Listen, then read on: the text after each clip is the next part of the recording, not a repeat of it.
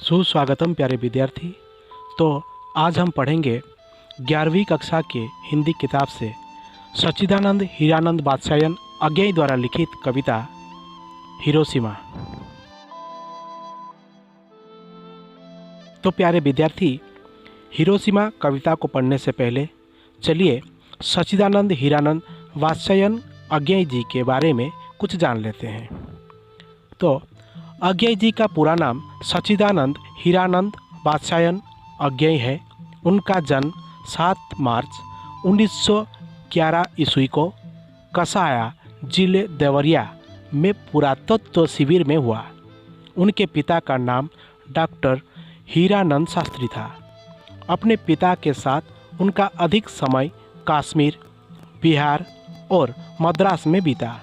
श्रीनगर और जम्मू में उन्होंने संस्कृत, फारसी और अंग्रेजी की प्रारंभिक शिक्षा प्राप्त की। स्व राखालदास बंदोपाध्याय से उन्होंने बंगला भाषा का अध्ययन किया। अज्ञेय का व्यक्तित्व क्रांतिकारी था। अंग्रेजी में वे एमए कर रहे थे तब क्रांतिकारी आंदोलन में फरार हुए। 1930 में गिरफ्तार हुए, 4 साल जेल में रहे और 2 साल नज़रबंद। उसके बाद उन्होंने किसान आंदोलन में भाग लिया। वे बहुमुखी प्रतिभा के धनी थे। उन्होंने कविता, कहानी, उपन्यास, आलोचना आदि के क्षेत्र में अपनी लेखनी चलाई। वे बहुत सी कलाएं भी जानते थे, मसलन फोटोग्राफी, चर्मशिल्प, पर्वतारोहण, सिलाई कला आदि। प्रतिभा संपन्न अज्ञेय ने सैनिक, विशाल भारत, प्रतीक और अंग्रेजी त्रैमासिक वाक का संपादन किया। साथ ही ऑल इंडिया रेडियो में भी नौकरी की। 1943 से 45 तक सेना में रहे। उन्होंने समाचार साप्ताहिक दिनमान, नया प्रतीक तथा दैनिक नवभारत टाइम्स का कुशलतापूर्वक संपादन किया। प्रयोगवाद के प्रवर्तक अज्ञेय ने 1943 में तारसर्तक का संपादन किया। इसमें 7 कवि संकलित थे, जिन्हें उन्होंने राहों का अन्वेषी कहा। इनमें से अधिकांश कवि प्रगतिवादी के थे। अज्ञेय यायावरी प्रकृति के थे।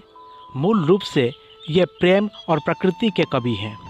अज्ञेय जी को 1964 में आंगन के पार द्वार काव्य संकलन पर साहित्य अकादमी का पुरस्कार मिला।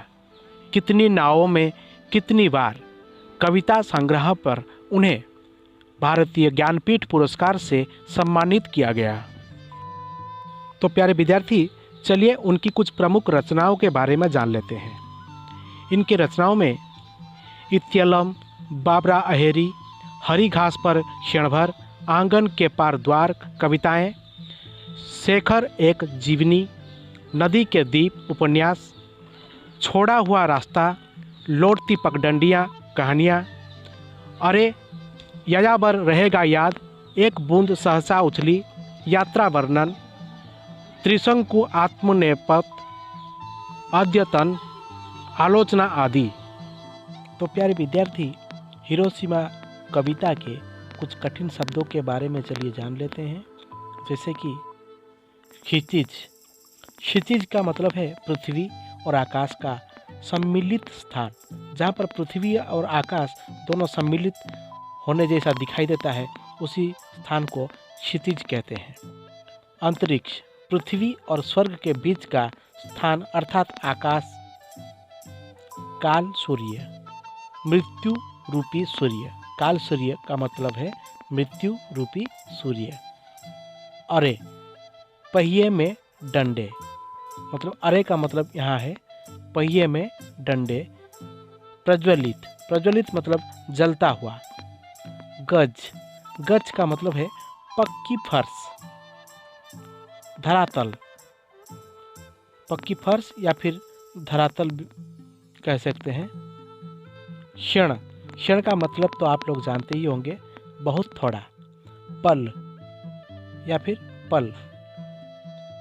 साखी, साखी का मतलब है साक्षी, गवाह भी कह सकते हैं। यहाँ सूर्य, एटम बम तथा धूप बम के विस्फोट का प्रतीक यहाँ पर दर्शाया गया है। तो प्यारे विद्यार्थी, सच्चिदानंद हीरानंद वात्स्यायन अज्ञाई द्वारा लिखित यह कविता हिरोशिमा, ये कविता द्वितीय विश्व युद्ध के समय की कविता है, जबकि अमेरिका ने जापान में परमाणु बम गिराया था। तो चलिए प्यारे विद्यार्थी, शुरू करते हैं कविता हिरोशिमा।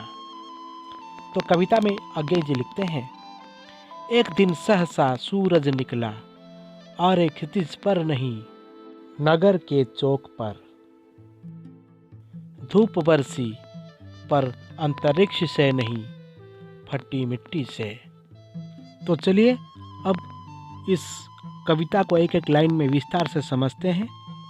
तो प्रस्तुत कविता में कवि कहता है कि एक दिन अचानक सूरज निकला, पर क्षितिज पर नहीं, नगर के चौराहे पर उदित हुआ।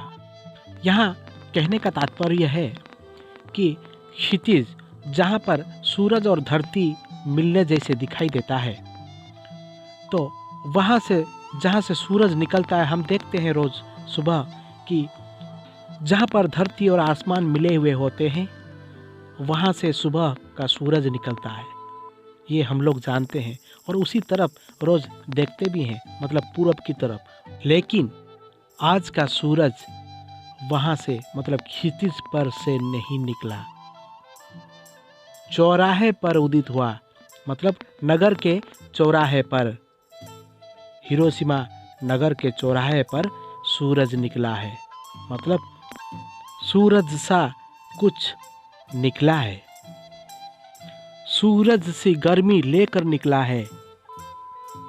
वो अंतरिक्ष नहीं बल्कि फटी मिट्टी से फैलती हुई दिखाई पड़ी, मतलब धरती के गोद में दिखाई पड़ी। वह कुछ और नहीं था बल्कि अमेरिका द्वारा परमाणु बम फेंका गया था, जो कि हिरोशिमा नगर के बीचों बीच गिरा था।